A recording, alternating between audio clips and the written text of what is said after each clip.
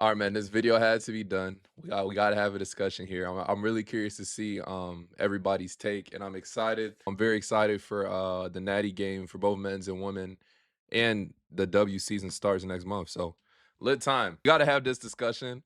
I know there's gonna be stuff back and forth, but I do want to hear from everyone. Paige Bueckers in the NCAA tournament with UConn. She just beat UCLA yesterday, and She's playing in a Natty tomorrow.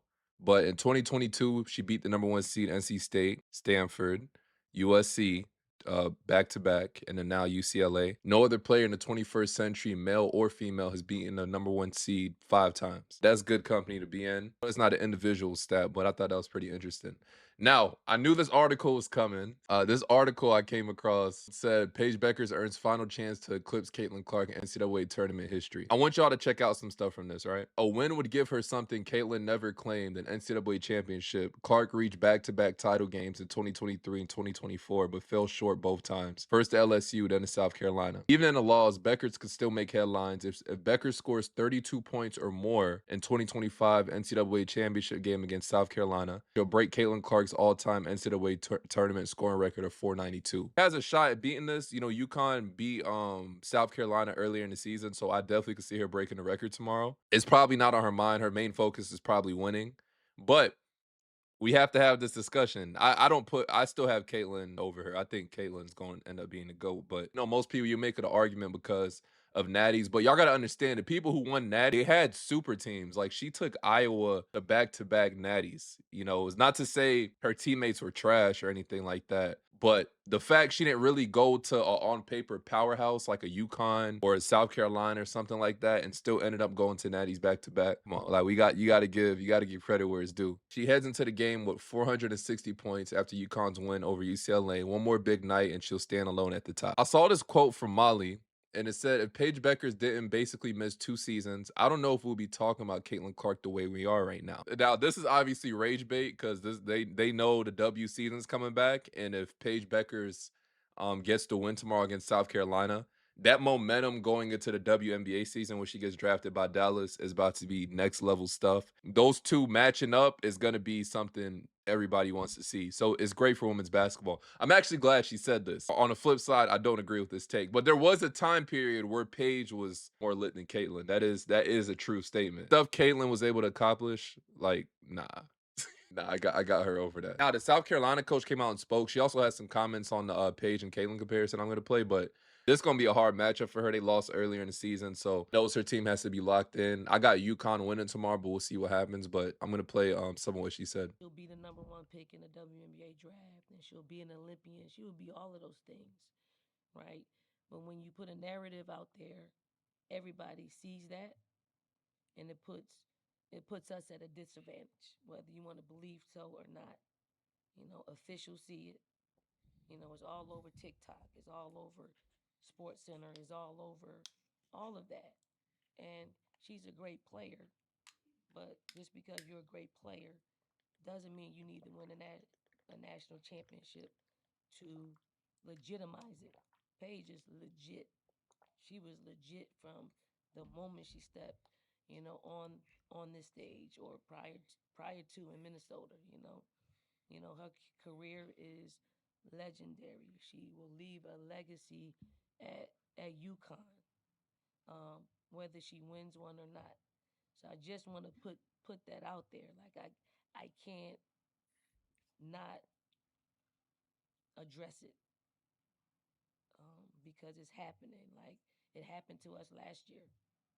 Everything was about Caitlin Clark and her legacy and her ability to win a national championship. Yet we were coming to this thing undefeated, doing something that's unprecedented at the time.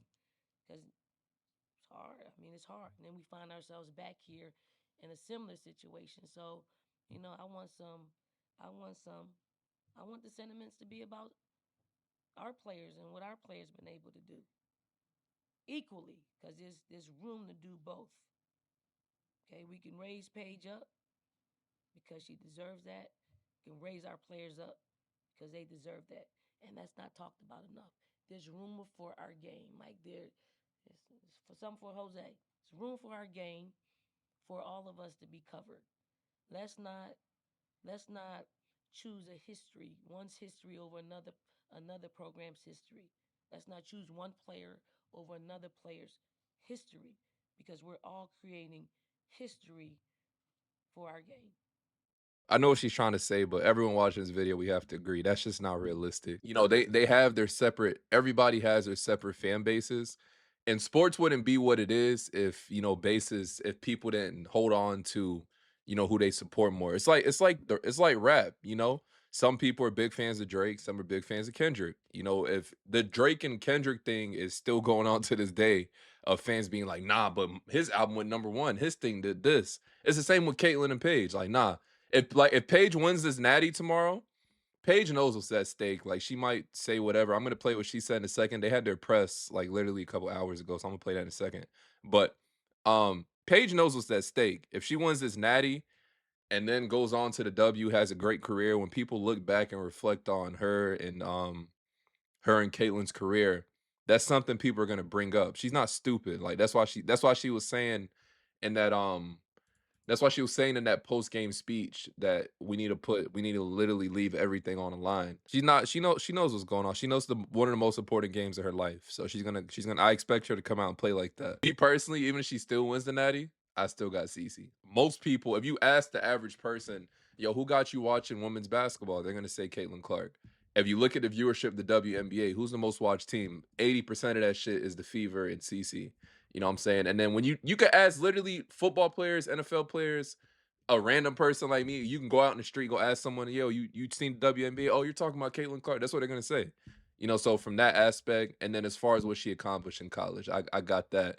And you got to understand, regardless, natties are still a team-oriented thing. But it would be great to add this to Paige Bueckers' debate. Something I found interesting, some people discovered this. They said Caitlin Clark joins the Bird and Diana's show tomorrow, and that's going to be during a natty. Because remember, you guys remember the video when she played and they gave all the hate. It's kind of full circle now. She's going on their show, so I found that pretty dope. She got strong as shit. She could pick up 4 houses at the same time. Brother who played football. My My brother was goodness. a football coach for 40 plus years, and I remember going to my brother's football games, and I was like, why can't I play flag football? Like, I would have played it, I would have loved it. And you would have been great at it.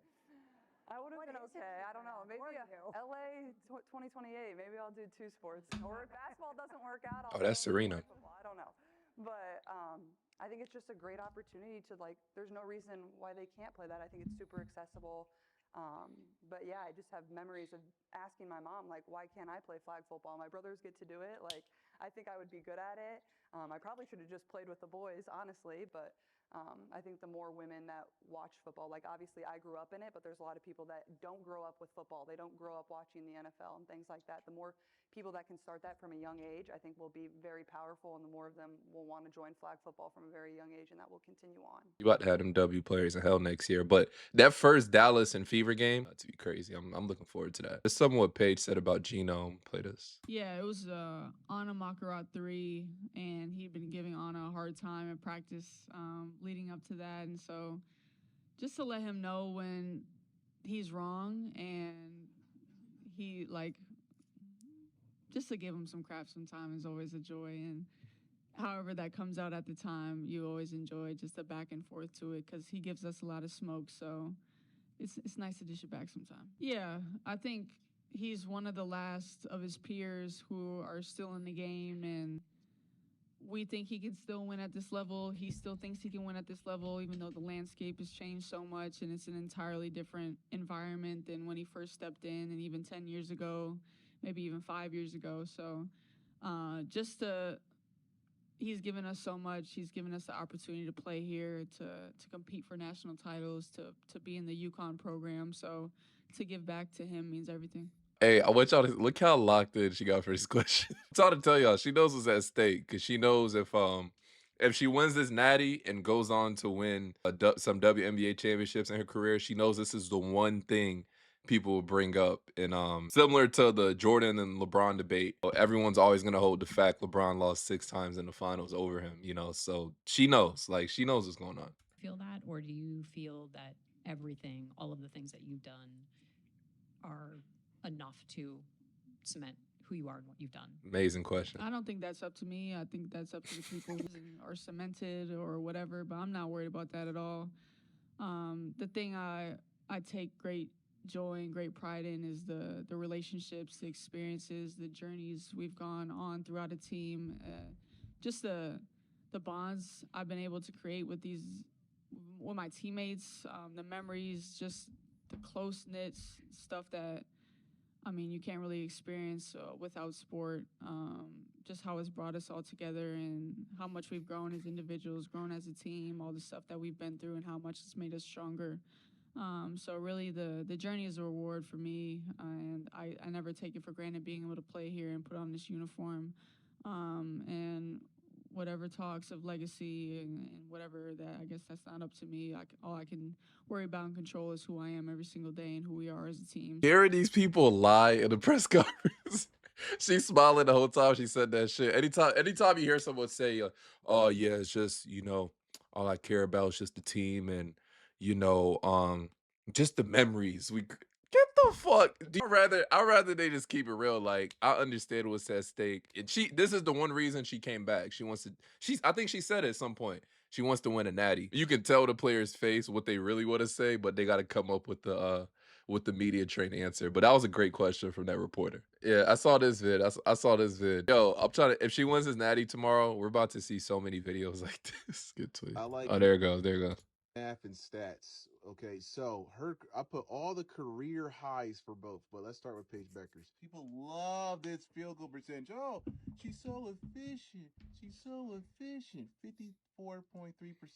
She only shoots 15 times a game. But that's, I mean, to her, and y'all, if you be on the channel, you know I rock with both. Caitlin, she was on a team where she had to take more shots. That's just bottom line. If you know hoops, you know this. Caitlin was just in a situation where she had to take more shots. If Caitlin would have went to a powerhouse, Iowa was great with CC, don't get me wrong, but they're not a powerhouse like UConn without CC, if that makes sense. So, Caitlin made that place a powerhouse. So she had to take more shots. If Paige was in a different system, she would have took more than 15 shots a game. This is great. I'm not gonna lie. 54% shooting a half and you take 15 shots a game, that's really good. So this is great. All right, this CC's. Clark. All right, you see what I mean? So 1.6, 47, but she shot lower because she took more shots, which is understandable. They shot the same. Oh, I didn't know they had the same free throw percentage. That's pretty interesting. The player, in my opinion, I said this, I think CC the better player. If Paige wins that natty tomorrow, this thing is going to be something people hold over. Like when you have that debate and they actually play against each other at the next level, that's just going to be the one thing they hold over her head. Like I guarantee it. That's it. Oh, that's really all it is. People are going to have their debates and then they're going to be like, oh, well, Paige won a natty. CC didn't win a natty in college. But me personally, I got CC. I am rooting for Paige to get a natty because she went through a lot from the injury. That's pretty dope. I'll make a vid from the natty tomorrow. I know I've been doing like a variety of topics on my channel. So let me know your thoughts on that in the comment section. Very excited for the season to come back. And as always, it's your boy.